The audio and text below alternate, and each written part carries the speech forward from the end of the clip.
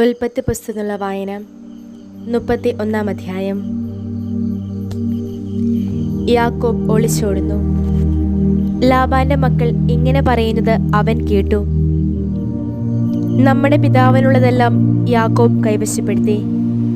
നമ്മുടെ പിതാവിൻ്റേതിൽ നിന്നാണ് അവൻ ഈ മഹത്വമെല്ലാം ഉണ്ടാക്കിയത്. യാക്കോബ് ലാബാന്റെ മുഖം ശ്രദ്ധിച്ചു. ഇതാ, അത് മുൻപത്തെ പോലെ ആയിരുന്നില്ല. കർത്താവ് യാക്കോബിനോട് അരുൾ ചെയ്തു, നിന്റെ പിതാക്കന്മാരുടെ നാട്ടിലേക്കും സഹോദരരുടെ അടുത്തേക്കും തിരിച്ചു പോവുക. ഞാൻ നിന്നോട് കൂടെ ഉണ്ടായിരിക്കും. വയലിൽ തൻ്റെ ആടുകളുടെ അടുത്തേക്ക് റാഹേലിനെയും ലേയായെയും യാക്കോബ് ആളയച്ചു വിളിച്ചു. അവൻ അവരോട് പറഞ്ഞു, എന്നോടുള്ള നിങ്ങളുടെ പിതാവിൻ്റെ മുഖം മുൻപത്തെ പോലെയല്ല എന്നു ഞാൻ കാണുന്നു. എന്നാൽ എൻ്റെ പിതാവിൻ്റെ ദൈവം എൻ്റെ കൂടെ ഉണ്ട്. എൻ്റെ സർവശക്തിയോടും കൂടെയാണ് നിങ്ങളുടെ പിതാവിനെ ഞാൻ സേവിച്ചതെന്ന് നിങ്ങൾ നന്നായി അറിയുന്നുണ്ടല്ലോ. എന്നാൽ നിങ്ങളുടെ പിതാവ് എന്നെ ചതിക്കുകയും 10 തവണ എൻ്റെ വേതനത്തിൽ മാറ്റം വരുത്തുകയും ചെയ്തു. പക്ഷേ എനിക്ക് തിന്മ വരുത്താൻ ദൈവം അവനെ അനുവദിച്ചില്ല. പുള്ളിയുള്ളവയായിരിക്കും നിന്റെ വേതനം എന്ന് അവൻ പറഞ്ഞാൽ, ആടുകളൊക്കെ വരയുള്ളതിനെ പ്രസവിക്കും.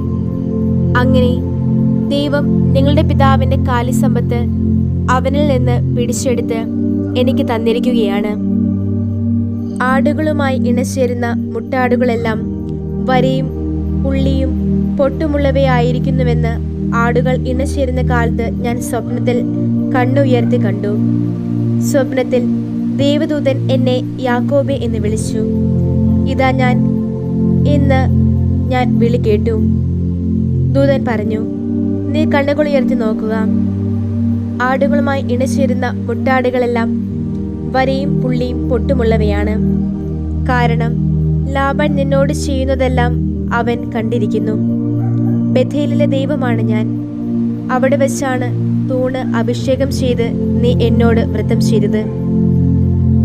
എഴുന്നേറ്റ് ഇപ്പോൾ ഈ ദേശത്തു നിന്ന് പുറപ്പെടുക.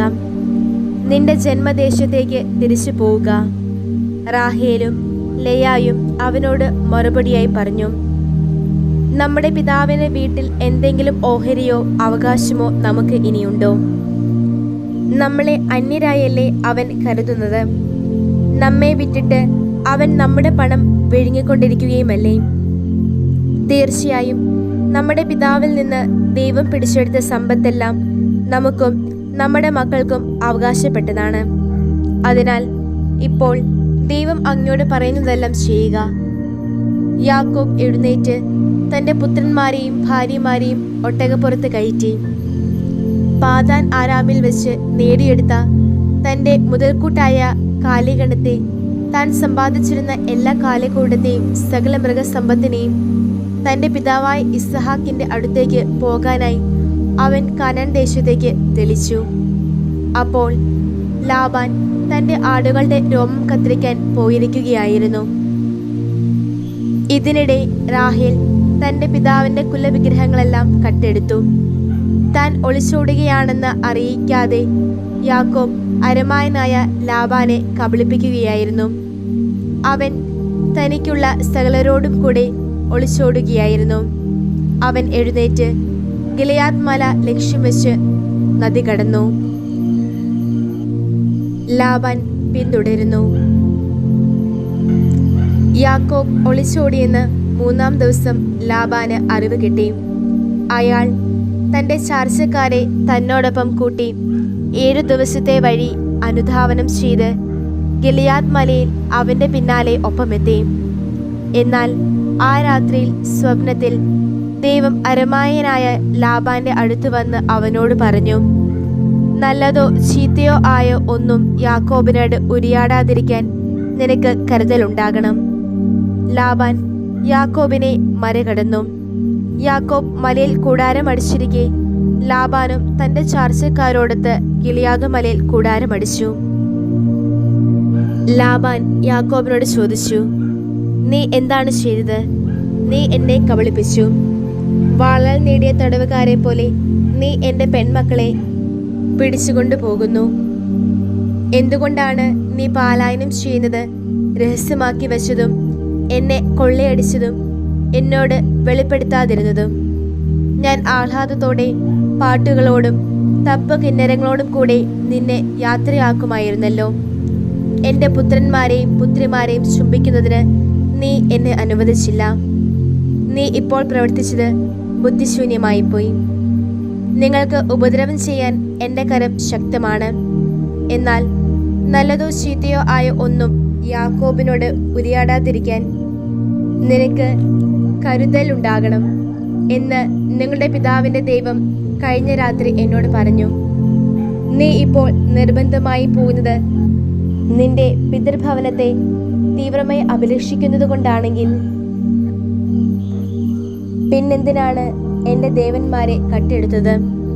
അപ്പോൾ യാക്കോബ് ലാബാനോട് മറുപടിയായി പറഞ്ഞു, എനിക്ക് ഭയമായിരുന്നു.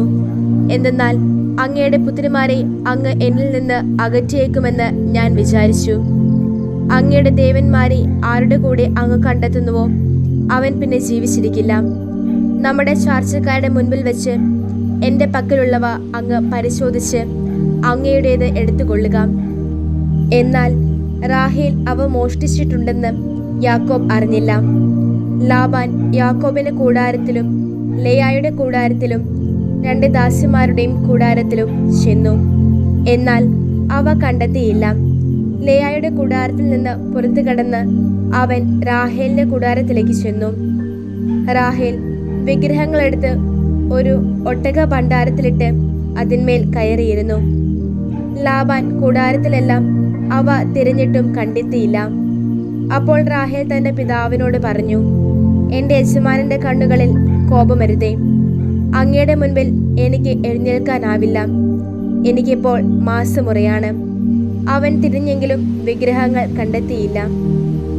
അപ്പോൾ യാക്കോബിന് അരിശമായി. അവൻ ലാബാനോട് കയർത്തു. യാക്കോബ് ലാബാനോട് മറുപടിയായി പറഞ്ഞു, എന്നെ ശോഭത്തോടെ പിന്തുടരാൻ എൻ്റെ അതിക്രമം എന്താണ്? എൻ്റെ തെറ്റെന്താണ്? എൻ്റെ സാധനങ്ങളെല്ലാം അങ്ങ് അരിച്ചു പെറുക്കി. എന്നിട്ട് അങ്ങയുടെ വീട്ടുവക സാധനങ്ങളിൽ എന്തെല്ലാമാണ് അങ്ങ് കണ്ടെത്തിയത്? എൻ്റെ ചാർച്ചക്കാരുടെയും അങ്ങയുടെ ചാർച്ചക്കാരുടെ മുൻപിൽ ഇവിടെ നിരത്തിവെക്കുക. നമ്മൾ ഇരുവർക്കുമിടയിൽ അവർ വിധി പറയട്ടെ. ഈ 20 വർഷവും ഞാൻ അങ്ങയുടെ കൂടെയായിരുന്നു. അങ്ങയുടെ ചെമ്മരിയാടുകൾക്കും അങ്ങയുടെ കോലാടുകൾക്കും ഗർഭഛിദ്രം സംഭവിച്ചിട്ടില്ല. അങ്ങയുടെ ആട്ടിൻപറ്റത്തിലെ മുട്ടാടുകളെ ഞാൻ ഭക്ഷിച്ചിട്ടുമില്ല. കാട്ടുമൃഗങ്ങൾ കടിച്ചു കീറിയവയെ ഞാൻ അങ്ങയുടെ അടുത്ത് കൊണ്ടുവന്നിട്ടില്ല. ആ നഷ്ടം ഞാൻ തന്നെ വഹിച്ചു. രാത്രിയിൽ കളവ് പോയതിനും പകൽ കളവ് പോയതിനും അങ്ങ് എൻ്റെ കയ്യിൽ നിന്ന് തന്നെ അത് ഈടാക്കിയിരുന്നു. പകൽ ഉഷ്ണവും രാത്രി ശൈത്യവും എന്നെ കാർന്നു തിന്നു.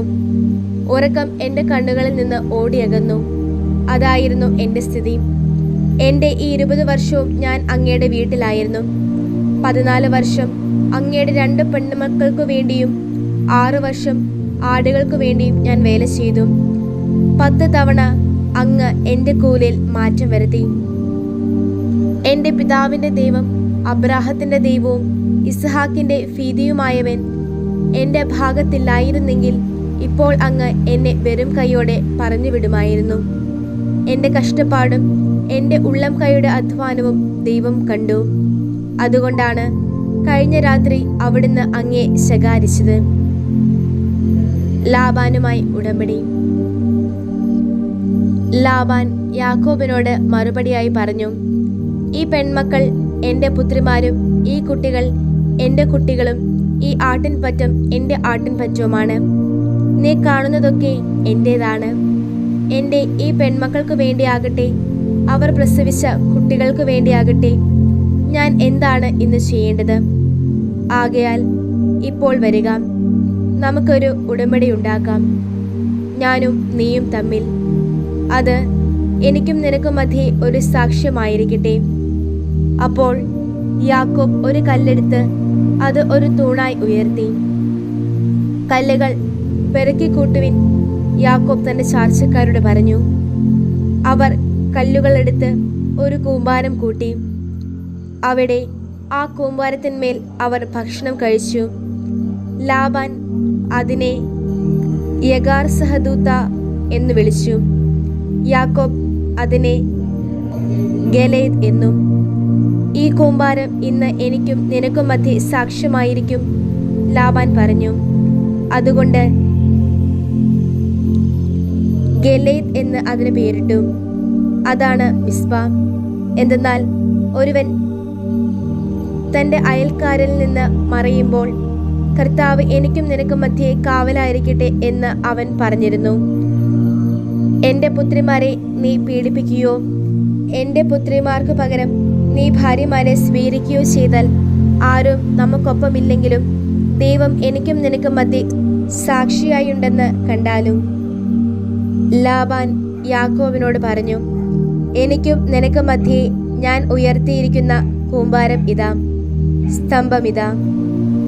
ദ്രോഹലക്ഷ്യത്തോടെ നിന്റെ അടുത്തേക്ക് ഞാൻ ഈ കൂമ്പാരം കടക്കാതിരിക്കാനും എൻ്റെ അടുത്തേക്ക് ഈ കൂമ്പാരവും സ്തംഭവും നീ കടക്കാതിരിക്കുവാനും ഈ കൂമ്പാരം ഒരു സാക്ഷ്യമാണ്, ഈ സ്തംഭവും സാക്ഷ്യമാണ്. അബ്രാഹത്തിൻ്റെ ദൈവം, നാഹോറിൻ്റെ ദൈവം, അവരുടെ പിതാവിൻ്റെ ദൈവം നമുക്ക് മധ്യേ ന്യായവിധി നടത്തട്ടെ.